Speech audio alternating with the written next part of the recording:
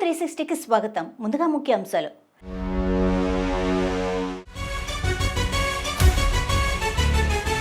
Telangana high court సీజేగా Aparesh Kumar Singh ప్రమాణ స్వీకారం చేయించిన గవర్నర్ జిష్ణుదేవ్ వర్మ.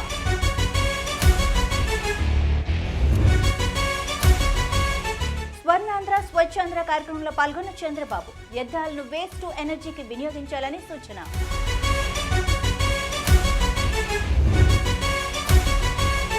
తప్పుడు కేసులతో ఏ ప్రభుత్వాలు మనుగడ సాగించలేవు. తిరుపతి ఎంపీ గురుమూర్తితో Abhinav Bharat face to face. ప్రతిపక్ష పార్టీ నాయకులను తిట్టడానికే సీఎం సభ. జూపల్లితో పైసా లాభం లేదు. మీడియా సమావేశంలో Harshavardhan fire.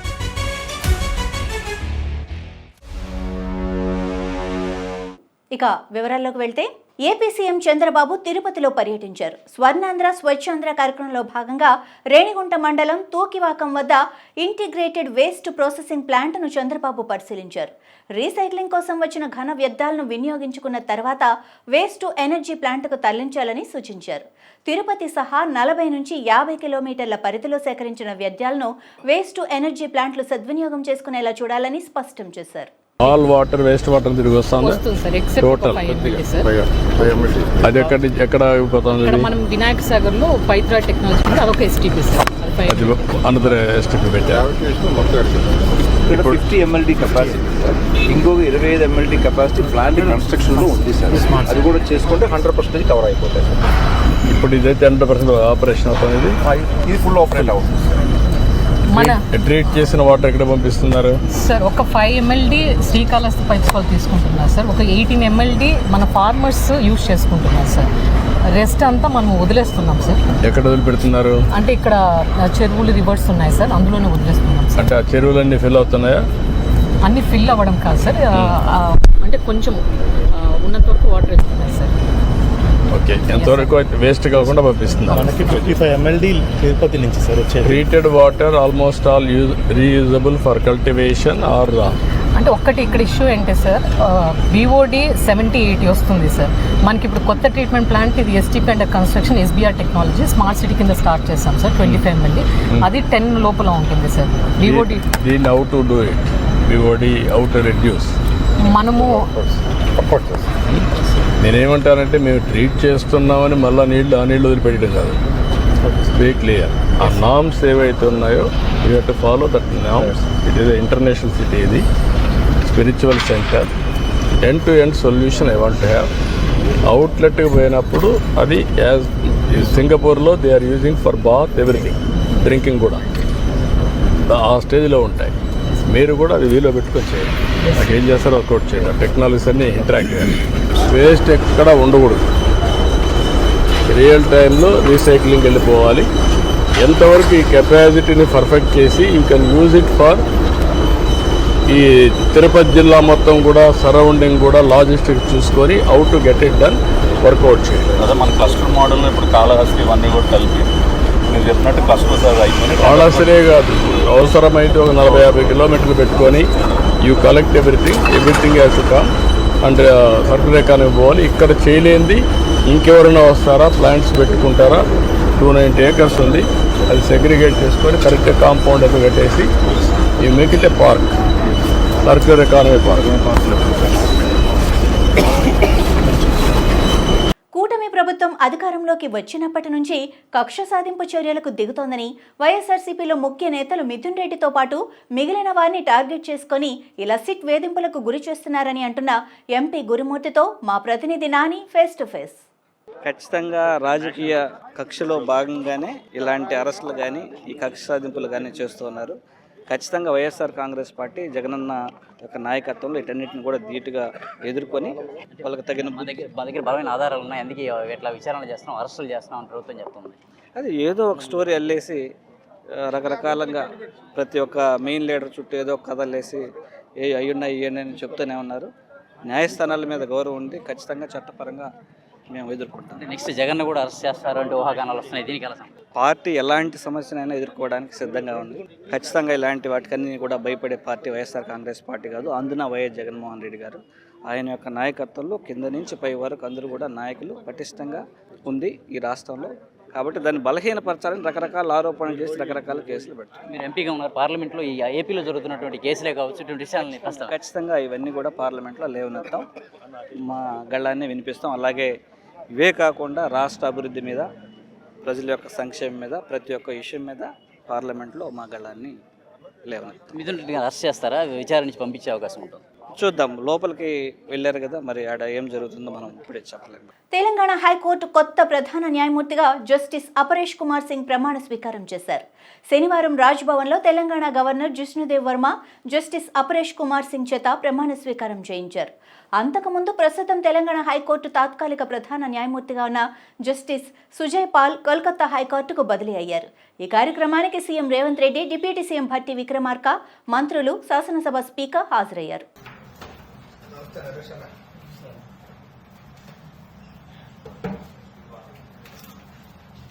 I, Paresh Kumar Singh, having been appointed Chief Justice of the High Court for the state of Telangana, do swear in the name of God that I will bear true faith and allegiance to the Constitution of India as by law established, that I will uphold the sovereignty and integrity of India, that I will duly and faithfully and to the best of my ability, knowledge and judgment perform the duties of my office without fear or favor, affection or ill will, and that I will uphold the Constitution and the laws.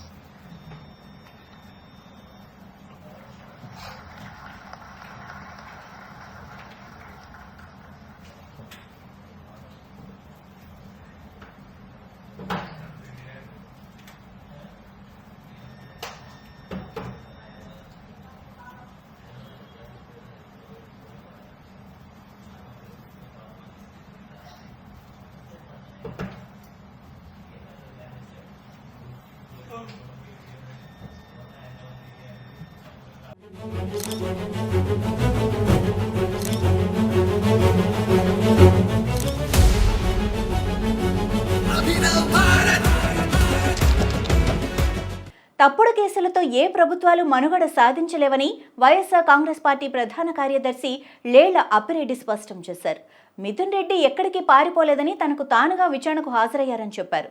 న్యాయస్థానాలపై తమకు నమ్మకం ఉందని, తప్పక అక్రమ కేసుల నుంచి తమ నేతలు బయటపడతారని ధీమా వ్యక్తం చేస్తున్న లేళ్ల అప్పిరెడ్డితో మా ప్రతినిధి నాని ఫేస్ టు ఫేస్. మేము దీన్ని ఆశ్చర్యకరమైనటువంటి పరిణామంగా మేము భావించట్లా. ఎందుకంటే తెలుగుదేశం అధికారంలోకి వచ్చిన తర్వాత సర్వసాధారణంగా వైఎస్ఆర్ కాంగ్రెస్ పార్టీలో ఎవరైతే కీలకమైనటువంటి నేతలుగా ఉన్నారో వారందరిపైన అక్రమ కేసులు బనాయించడం, అరెస్టులు చేయటం, అవకాశం ఉంటే జైలుకు పంపించే కార్యక్రమాలు జరుగుతూ ఉన్నాయి. దానిలో భాగంగానే ఇది కూడా మేము భావిస్తాం. ఎవిడెన్స్ ఉన్నాయి, అందుకే మేము పట్టుకొచ్చామని చెప్పి ప్రభుత్వం చెప్తాం. ఎవరు పట్టుకొచ్చారు స్వామి? ఆయన ఢిల్లీ నుంచి ఆయనంతా వచ్చాడు. ఆయన అక్కడ ఢిల్లీ నుంచి ఫ్లైట్లో వచ్చి డైరెక్ట్గా ఇక్కడికి వచ్చాడు. నన్ను విచారించుకోమని చెప్పి ఆయన వచ్చాడు. గతంలో ఒకసారి పిలిచారు, ఆ రోజు వచ్చాడు. మరలా తిరిగి ఈరోజు కూడా వచ్చాడు. వాళ్ళు పట్టురావటం ఏంటి? వాళ్ళు పట్టుకే రాలా. మా అంతటా మేమే మిథున్ రెడ్డి గారే స్వచ్ఛందంగా ఆయనే ఇవాళ విచారణకు హాజరైనటువంటి పరిస్థితులు. ఎందుకంటే కోర్టు ఆదేశాలు ఏమన్నా వాటిని గౌరవిస్తూ వచ్చినటువంటి పరిస్థితి.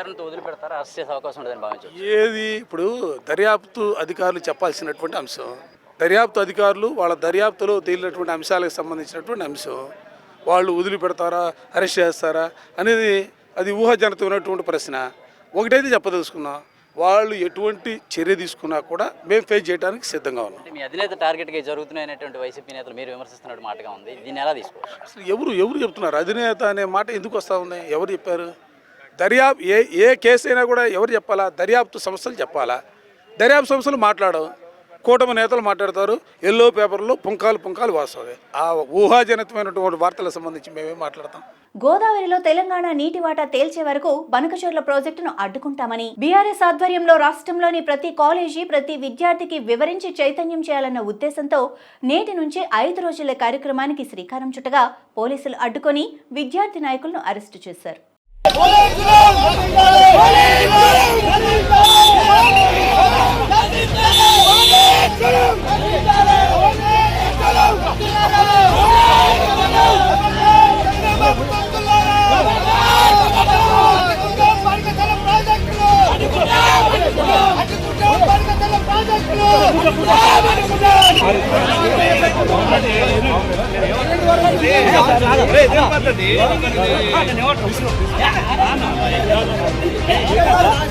Hey!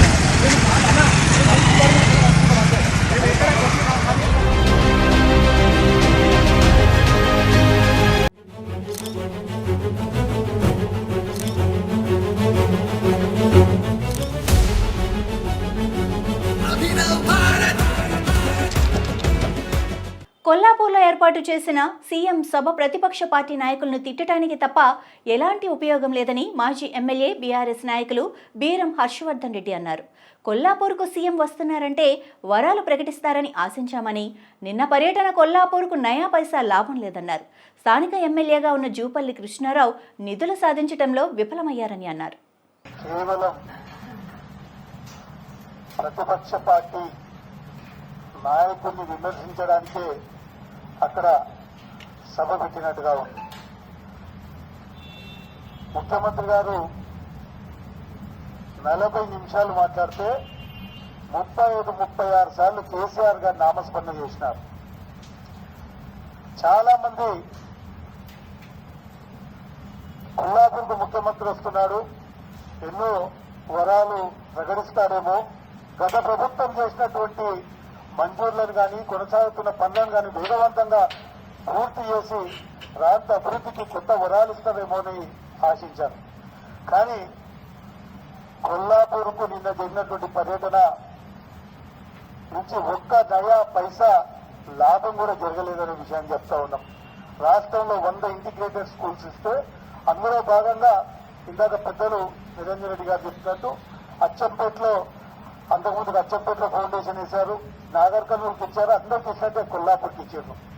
చాలా ఆర్భాటంగా ఎంతో ప్రజాధనం వృధా చేసి చేసినటువంటి సభలో కేవలం వాళ్ళు చేయలేక గత ప్రభుత్వాన్ని విమర్శించడం జరిగింది తప్పితే వాళ్ళు చేసినటువంటి అభివృద్ధి ఏం లేదని చెప్తా ఉన్నాం.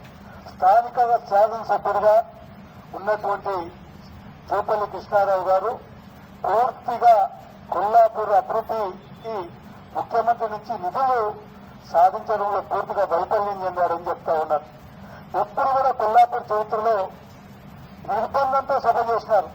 ప్రతిపక్ష పార్టీల నాయకులను అక్కడ ఏదైతే జర్నలిస్టులు వాళ్ళకి ఇళ్ల స్థలాలు కావాలని చేస్తున్నటువంటి ధర్నా చేసిన జర్నలిస్టులను కూడా నిర్బంధించి ముందస్తు అరెస్టుల పేరుతో నిర్బంధించి సభ జరుపుకున్నారు. మరి ఇది ప్రజాపాలన కాదు, ప్రతీకార పాలన. మహబూబ్ నగర్ జిల్లాలో, నాగర్ కర్నూలు జిల్లాలో, ముఖ్యంగా కొల్లాపూర్ ప్రాంతంలో ప్రతీకార పాలన జరుగుతూ ఉంది. మళ్ళీ కోన్పుస్తాయి కొల్లాపూర్ అన్నారు. కోన్పుస్తాయి కొల్లాపూర్ అంటే 99 నుంచి ఉప ఎన్నికలను కూడా లెక్క పెట్టుకుంటే 5-6 సార్లు మీకు ప్రాతినిధ్యం వహించింది. ముఖ్యంగా 5 మంది ముఖ్యమంత్రుల దగ్గర మంత్రిగా పనిచేశారు. మరి ఏం చేస్తావు? 2014 తర్వాత ఉన్నది ఎన్నికల బిఫోర్ వరకు కొల్లాపూర్లో రోడ్లు కూడా సరిగ్గా లేకుండే. నువ్వు కూడా ఇదే ప్రభుత్వంలో, గత ప్రభుత్వంలో 5 సంవత్సరాలు మంత్రిగా వేస్తావు. ఇదే పార్టీలో మొత్తం 9 సంవత్సరాల 6 నెలలు బీఆర్ఎస్ పార్టీలో ఉన్నావు కదా. ఆనాడు బీఆర్ఎస్ పార్టీలో ఉన్నప్పుడు కేసీఆర్ గారిని పొగుడుతూ రేవంత్ రెడ్డిని తిట్టినావు.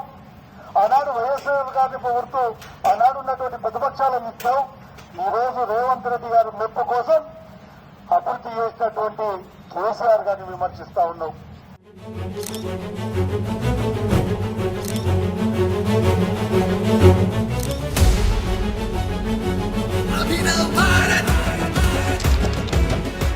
స్వచ్ఛత స్వచ్ఛత లీగ్ 7th అవార్డు విజయవాడకు రావడం చాలా ఆనందంగా ఉందని Vijayawada municipal corporation mayor Bhagyalakshmi హర్షం వ్యక్తం చేశారు. పార్టీలతో సంబంధం లేకుండా కార్పొరేటర్లు అందరి సమిష్టి కృషితో ఇది సాధ్యమైందన్నారు. మున్సిపల్ కార్మికుల శ్రమతోనే ఈ స్వచ్ఛత అవార్డు సాధించగలిగామని కొనియాడారు. విజయవాడ నగర ప్రజలు మరింత బాధ్యతతో వ్యవహరించి సహకారం అందించాలని విజ్ఞప్తి చేశారు. విజయవాడ నగరాన్ని ప్రపంచ పటంలో నిలిపే విధంగా ఈరోజు పారిశుధ్య కార్మికుల సాక్షిగా ఇవాళ విజయవాడ నగరానికి అవార్డు వచ్చిందంటే దాన్ని చాలా సంతోషంగా ఉంది. స్వచ్ఛత లీగ్ 7th అవార్డు అనేటువంటిది రావటం అనేటువంటిది కూడా చాలా సంతోషం. మరి ఏదైతే కార్మికులు ఉన్నారో పాపం పొద్దున్న నుంచి కూడా కార్మికులు వాళ్ళు ఒక మా పనిలాగా భావించి ఈరోజు విజయవాడ నగరంలో ఉన్నటువంటి పారిశుధ్య కార్మికులందరూ కూడా మరి ఏదైతే చెత్త కానివ్వండి, కాలువలు కానివ్వండి, రోడ్లు కానివ్వండి, ఇవన్నీ కూడా క్లీన్ అండ్ గ్రీన్గా ఉంచడం వల్లే ఈరోజు విజయవాడ నగరానికి అవార్డు వచ్చిందనేటువంటిది మేమైతే గట్టిగా నమ్ముతా ఉన్నాము. మరి గతంలో వచ్చిన అవార్డులు కానివ్వండి, ఈసారి వచ్చిన అవార్డులు ప్రతి ఒక్కటి కూడా, అలాగే మా కార్పొరేటర్లు విజయవాడ నగరంలో ఉన్నటువంటి 64 మంది కార్పొరేటర్లు కూడా కార్పొరేటర్గా గెలిచిన దగ్గర నుంచి కూడా డివిజన్ని ఒక మోడల్ డివిజన్ స్థాయిలో నిలబెట్టాలనేటువంటి దాని మీద పోటీతత్వంతో ఈ రోజున ప్రతి ఒక్క కార్పొరేటర్ గారు కూడా ఈ అవార్డుకి వచ్చినందుకు వాళ్ళది కూడా చాలా బాధ్యత ఉంది. మరి వారికి కూడా ప్రత్యేకమైన ధన్యవాదాలు. అలాగే మరి రానున్న రోజుల్లో కూడా విజయవాడ నగరంలో గతంలో మనం చూసాం ఎన్నో అవార్డులు, రానున్న రోజుల్లో కూడా అవార్డులు రావడానికి విజయవాడ నగర ప్రజలు కూడా ఇంకా సహకరించాలని కూడా తెలియజేస్తా ఉన్నాం. కొంతమంది మరి తెలియజేస్తారో కూడా తెలియనటువంటి పరిస్థితుల్లో కూడా కొంత ఇంకా అవేర్నెస్ తేవాలి మేము.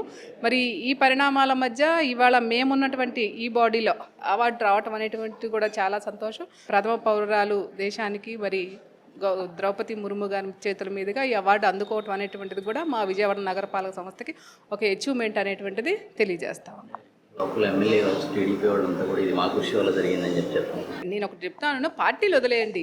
ఇవాళ ఏదైతే స్వచ్ఛ భారత్లో కార్మికులు చేసినటువంటి పనికి ఈ అవార్డు వచ్చిందని మనం అందరం కూడా నమ్మాలా. ఎందుకంటే కార్మికులు లేదే మనం లేము. ఈరోజు చూస్తూ ఉన్నాం మన నగరంలో వారం రోజుల నుంచి కార్మికులు సమ్మె చేస్తూ ఉన్నారు. ఇంతవరకు వాళ్ళ డిమాండ్ మీరు తీరాలా. ఈరోజు మా ఘనత అని చెప్పుకోవటం వల్ల తప్పు ఉందనేది నేనైతే అనుకుంటున్నాను. ఎందుకంటే అందరం కృషి, వాళ్ళు మీ కార్పొరేటర్ లేదు మా కార్పొరేటర్లు అందరం కార్పొరేటర్ రోడ్డు మీదకి వెళ్ళి ఇట్లా చెత్త ఉంది కాలువలు తీయట్లేదు అనేటువంటి దాని మీదే కృషి చేస్తేనే ఇవాళ ఈ అవార్డు రావటం అనేటువంటిది. పార్టీలు వద్దండి, ప్రజలకు సేవ చేద్దాం. వాళ్ళ అధికారంలో మీరు ఉండొచ్చు, ప్రతిపక్షంలో పార్టీగా మేము ఉండొచ్చు, కానీ విజయవాడ నగరపాలక సంస్థలో మాదే అధికారంలో మేమే ఉన్నాం. ఇంకా రానున్న రోజుల్లో కూడా ఇంకా అవార్డులు కొనసాగాలని ఎవరున్నా సరే, ఎందుకంటే సేవ చేయడమే ప్రధాన ఎజెండాగా మనం పెట్టుకోవాలి. కాబట్టి ప్రజాప్రతినిధులుగా సేవతో ముందుకెళ్దాం, అవార్డులు అవే వస్తాయని కూడా నేనైతే గట్టిగా నమ్ముతా ఉన్నా. ఈరోజు విజయవాడ నగరానికి మరి గత 2 రోజుల క్రితం మొన్న ప్రెసిడెంట్ గారి చేతుల మీదుగా స్వచ్ఛతా లీగ్ మరి 7 స్టార్ అవార్డు రావటం అనేది నిజంగా చాలా సంతోషం. అది మేయర్ గారు మరియు కమిషనర్ గారు ద్వారా తీసుకుంటాం. విజయవాడ నగరానికి నిజంగా 3 ఏళ్ల నుంచి రకరకాలుగా 3 స్టార్ కానీ 3rd అవార్డు కానీ 5th 6th ప్లేస్ మరి ఎయిర్ పొల్యూషన్లో ఎన్నో అవార్డులు తీసుకుని మా హయాంలో ఇన్ని అవార్డులు మరి ఈరోజు ఏదైతే స్వచ్ఛతా లీగ్లో కూడా మంచి అవార్డు రావడం అనేది నిజంగా చాలా సంతోషంగా ఉంది.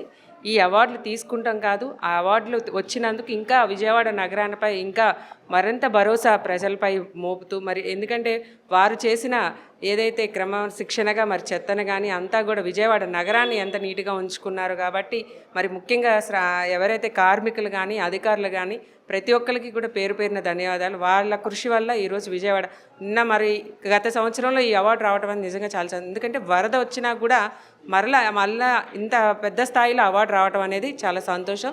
ఇర్రెస్పెక్టివ్ ఆఫ్ పార్టీస్ నిజంగా 64 మంది కార్పొరేటర్స్ కూడా గత మా యొక్క పీరియడ్లో ప్రతి ఒక్కరం కూడా వార్డు డెవలప్మెంటు మరి విజయవాడ నగరం సుందరీకరణంగా ఒక స్మార్ట్ సిటీగా చేద్దామనే ఉద్దేశంతోనే ప్రతి ఒక్కరం కూడా కష్టపడ్డాం. మా హయాంలో వచ్చింది కాబట్టి ఇంకొంచెం సంతోషంగా హ్యాపీగా ఫీల్ అవుతూ మాపై బాధ్యత ఇంకా పెరిగింది, ప్రజలపైన కూడా ఉంది అని మేము భావిస్తూ మరి విజయవాడ నగర ప్రజలకి ప్రతి ఒక్కరికి కూడా పేరున ధన్యవాదాలు. తప్పకుండా ఎవరైతే కార్మికులు సమ్మె చేస్తున్నారో వారిని మేము ఎవరైతే ఇప్పుడున్న పార్టీ వాళ్ళు కూడా వారి ప్రభుత్వాన్ని ఒక్కసారి ఎందుకంటే వారు లేకపోతే గత 3 రోజుల నుంచి కూడా చాలా ఇబ్బంది పడుతున్నారు ప్రజానికం. మరి టెంపరీగా ఎవరినైనా తీసుకొచ్చి చేస్తున్నాం కానీ వాళ్ళకి ఏవైతే డిమాండ్స్ ఉన్నాయో అవి కూడా ఆలోచించి చేస్తే మంచిగా, ఎందుకంటే వారు లేకపోతే ఈరోజు ఈ అవార్డు కూడా వచ్చేది కాదు. ఇవన్నీ కూడా గమనించి ప్రభుత్వం స్పందిస్తే మంచిదని చెప్తూ సమ్మెలో ఉన్నారు వాళ్ళకి మీ మద్దతు తప్పకుండా అండి. మద్దతు అంటే ఏం లేదు. వాళ్ళు నిజంగా మేము ఎప్పుడు కూడా కార్మికులకి ప్రతి ఒక్కరికి కూడా సమ్మె గురించి కాదు, వాళ్ళకి మేము మద్దతుగానే ఉంటాం. ఎందుకంటే వాళ్ళు కోరే డిమాండ్స్ కూడా మరి ఏదైతే రీజనబుల్గా వాళ్ళకి అనుగుణంగా ఉండేవి తప్పకుండా మేము అవి తీర్చే విధంగా మా తరపున కూడా మేము కౌన్సిల్లో పెడితే దాన్ని గవర్నమెంట్కి రిఫర్ చేయడం జరిగింది. కమిషనర్ గారిని కానీ అధికారులను కూడా మేము దానిపై చర్చ చేసి వారికి ఏవైతే ఉందో వాళ్ళకి తప్పకుండా మా వైఎస్ఆర్ పార్టీ ఎప్పుడు కూడా అండగా ఉంటుంది. ముఖ్యంగా విజయవాడ నగరపాలక సంస్థ కార్మికులకి ఎప్పుడు కూడా అండగా ఉంటుంది. ఈరోజు అవార్డు తెచ్చుకున్నందుకు కాదు, వారికి అండగా కూడా నిలబడి వాళ్ళ కోరికల్ని డిమాండ్లు గవర్నమెంట్కి మేము తీసుకెళ్లే విధంగా మేము అందరం కూడా ముందుంటామని చెప్తూ సెలవు తీసుకుంటాం. ఇవి ఇప్పటి వరకు ఉన్న అప్డేట్స్. మరిన్ని అప్డేట్స్తో మళ్ళీ కలుద్దాం. అంతవరకు చూస్తూనే ఉండండి అభినవ్ భారత్.